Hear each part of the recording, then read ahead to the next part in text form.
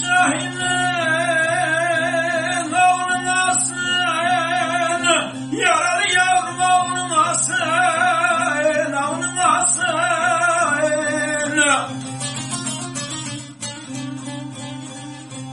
Babalı yeğenim yetenim, benim yanıma gelsen.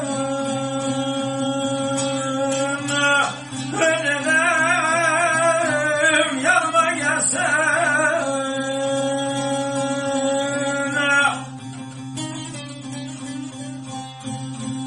Babamın şu gurbet ellerdeyim, hele kötüler kalsın, kötüler ölsün. Yol yapmış erenler,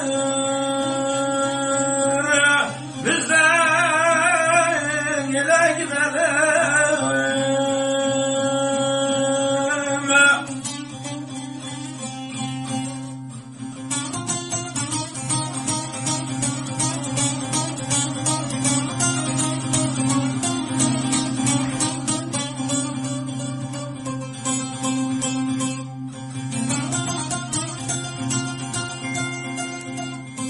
Babanı sevmişsin benden ne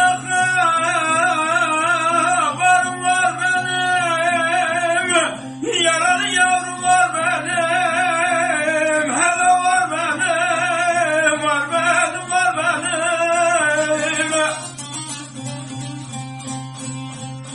Gönder